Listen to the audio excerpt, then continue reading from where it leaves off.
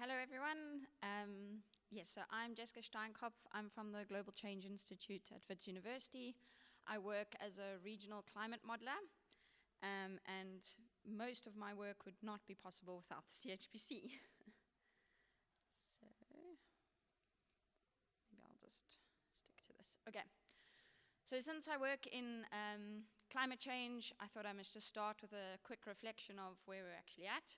So some of you might be aware of the Paris Agreement, which was signed to kind of get everyone to keep our global warming below 1.5 degrees Celsius. And I'm here today to tell you that that has failed. The 1.5 degrees Celsius world is pretty much here.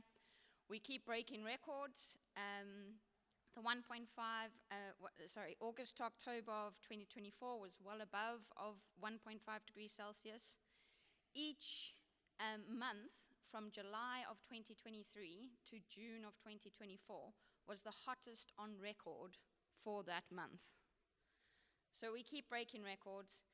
The 1.5 degrees Celsius warmer world is a more dangerous world. We're going to see more extreme events, and some aspects of climate change may become reversible. So we really, at the Institute, are trying to model this future climate change and understand what these risks are, and make sure that even though they might be unprecedented events, they won't be unforeseen. So if we look at some projected changes in mean annual precipitation, there's a lot in this image, but if you look at the far right picture and this bottom left picture, you will see that in this ensemble of models that we analyzed, the pictures are brown, which means we are going to become much drier in this part of the world. However, this is the 90th percentile of the model ensemble model. Some models are showing that there are certain regions of the world that might become wetter. And if you look in particular along the coast of Madagascar, you can see those blue dots. And that is likely because we're going to see an increase in the intensity of landfalling tropical cyclones, which bring rain to this region. So we wanted to investigate these tropical cyclones, which are also called hurricanes. In America, they call them hurricanes. In this part of the world, we call them tropical cyclones. They're basically very, very big storms. They can have wind speeds of over 200 kilometers per hour. They bring a lot of heavy rainfall, and they can be very damaging. So in 2019, Tropical Cyclone Idai was one of the most devastating tropical cyclones that we've had in this region. And soon after that, Kenneth followed. So this season was quite unique in that they had two very high category cyclones within the same season occur. And according to UNICEF, nearly 1.3 million children were left at risk in Mozambique after these two tropical devastating cyclones. In 2022, there were again successive tropical cyclones that brought loss of life and much destruction to Madagascar, Malawi, and Mozambique. So there were hundreds of thousands of people were displaced, and there was much economic hardship because of the damage that was occurred. So these tropical cyclones occur every year. So Madagascar, Mozambique, and Malawi, it's a part of the world that knows that they experience tropical cyclones each year. They know that tropical cyclone season is coming. But we need to understand into the future if these tropical cyclones are going to get more frequent, or are they going to get more intense, or is it going to be both? So we need to understand how these characteristics of these cyclones are going to change. So how do we do that?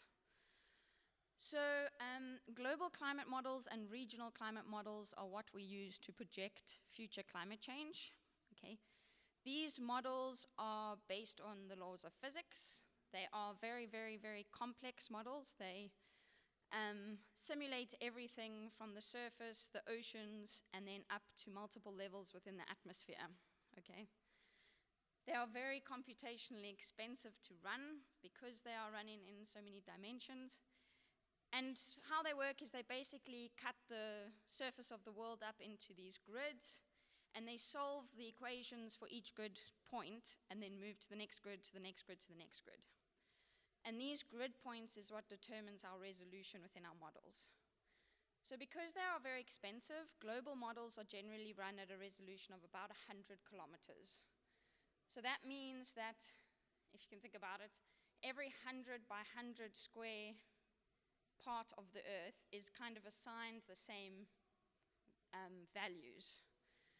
So if we think of some weather systems, for example, a tropical cyclone, it's much smaller than that, or a thunderstorm, which can have a diameter of just a few kilometers. So these are not ideal because these kind of systems get lost. So one of the biggest challenges we have in these global climate models is the underestimation of convective rainfall, which is very, very important for our region of the world. And convective rainfall is what occurs within our tropical cyclones.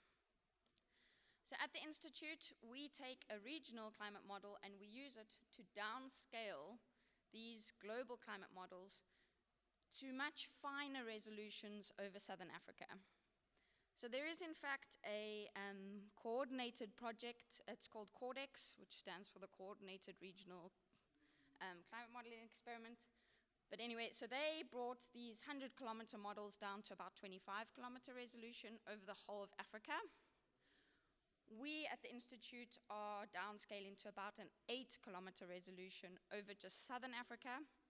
And in the work that I'm showing today, we're actually downscaling to 4 kilometers, which is the highest that has ever been done over this part of the world. And we are doing it over the Mozambique Channel.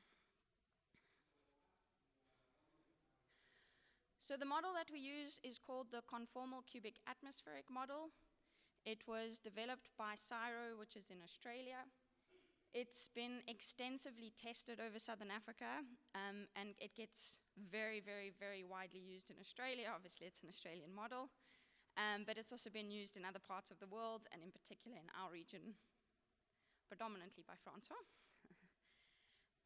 So this model is quite unique because it actually has a variable stretched grid, which means that the model runs continually over the whole surface of the globe, but we stretch the grid in such a way that we can concentrate the points over our area of interest. Whereas traditional regional climate models are actually limited area models, and that comes with certain limitations because of the boundaries that you get. So it's an amazing system, and the picture on the left there is actually showing the region over which we are stretching our grid, which is this Mozambique Channel, so that we can get that 4-kilometer resolution and study these tropical cyclones. So it's about a 2,000 square kilometer domain at this resolution, and we are dynamically downscaling ERA 5 reanalysis data, which is a historical simulation that is strongly driven by observations. So ERA 5 is considered the closest that we've got to a long-term observational data set that we use to verify our models. And then we've got CMIP6, which is the coupled model into comparison project, which is the collection of all those 100-kilometer GCMs that I was talking about. So CMIP6 has there's over 40 models. We are downscaling 5 GCMs in this experiment. ERA 5 is what we downscaled first so that we could test our model setup. And we used it, because it runs into the past, we can then use it to test against existing tropical cyclones, historical events that actually occurred. Just to give you an idea, in the downscaling of ERA 5 for 2014 to 2023, it used about 1 million core hours on the CHPC. And we are planning to extend that run all the way back to 1979 up to 2023, because that means that we can then study all the historical tropical cyclones since 1979, which is when the ERA 5 reanalysis data set starts.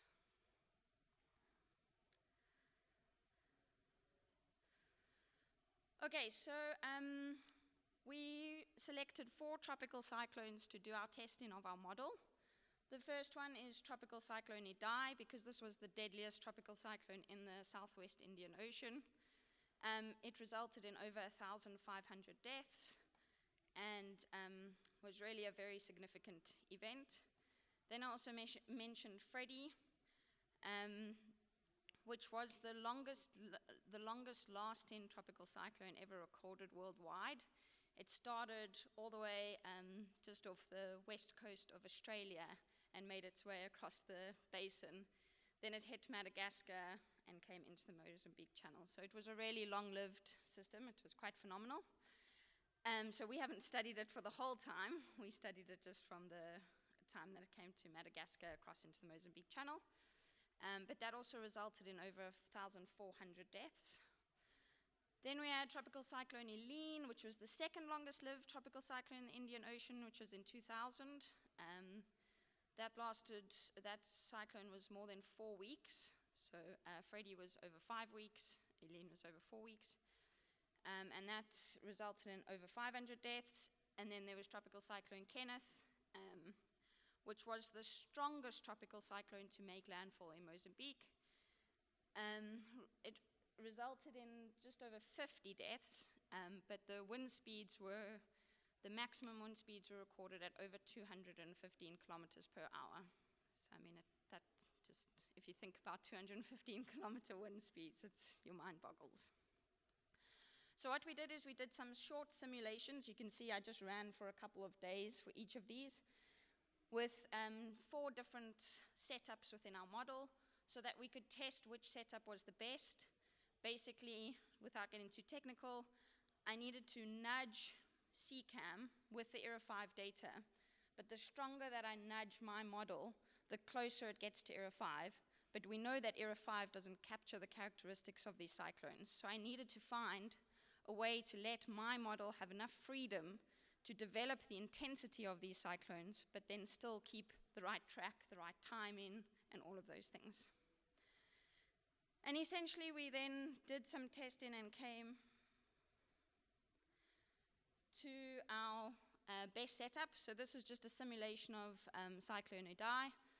And what we can basically see here is that by running these simulations, we can now study these cyclones, and we can study the structure of the cyclone through the different levels. We can look at the precursors. So Idai was quite interesting because it actually formed within the channel. So it came, can I get this to play again? Yeah. So Idai started at the top of the channel. So most of the cyclones actually come in and hit Madagascar first. Shame, but it's good for Mozambique. And some of them die on the land of Madagascar, and others make it across the land, and then they hit Mozambique. Idai was unique because it started at the top of the channel and actually initialized in the channel and came down. So we can now study the precursors. Why did Idai start there? Why was Idai as strong as it was? Are we going to see more Idais in the future? We can also, for Freddie was a very unique cyclone because it bounced across the channel. So you saw it came in from Madagascar. It then hit Mozambique. This is the Mozambique coastline. It hung around there for a bit, and you'll see now it traveled back, hit Madagascar a second time, and then went back and hit Mozambique a second time. That's what made it so devastating. But it was completely unique. Why did it do this zigzag? Are we going to see more of these kind of zigzagging tropical cyclones? And these simulations, I mean, they're amazing because it allows us to study everything, all the characteristics, what is going on in the eye of these systems when this happens. So there you can see it making its second landfall. And it was quite amazing that CCAM was actually able to get the track of Freddie correct. I mean, this zigzag motion is very difficult for the model to pick up, and it was, yeah. So it's quite amazing. So now that we've studied these past events and we've tested our model, we've got this optimal setup, the next step is now to look at the future changes. So what we've done is we've taken 5 of the global climate models from CMIP6, and we've downscaled them for a 10-year period in the historical, in the past, so from 1997 to 2007, and a 10-year future period, which is 2079 to 2089. And you get different shared socioeconomic pathways, which is what the IPCC uses to look at different possible futures. We are using SSP 3.7.0, just because that's kind of accepted at the moment as the pathway that we're generally on. And so we are downscaling, we're going to a 4-kilometer resolution for this 10-year period for each of the 5 models, and then the same for the future. So to give you an idea, for each of these runs, the 10-year period is about 10 terabytes of output data. Then the future part, 10 years, is also another 10 terabytes of data. It takes about 30 days to run 10 years, although it does depend on the queuing on the CHPC, and we're using about 1,536 cores in each of these runs. And so in total, we estimated it'll be about 10 million core hours. So you might be thinking, why are we running for these 2 10-year periods? Well, ideally, we would like to run from 1997 to the end of the century, but computationally, it's just very expensive. So at this stage, we can't do that. It does come with a bit of a drawback because the climate has natural decadal variability. So every 10 years, the climate is kind of cycling dependent on various things, natural occurrences within the system, for example, cycles. And so it might be that we choose a 10-year period that's maybe in a lower tropical cyclone forming season versus an upper one. But we can't do anything about the fact that we need to do 10 years and 10 years. We do have 5 different global climate models, so those should have different or independent decadal variabilities within them. So that'll be quite good. That's why we're building an ensemble.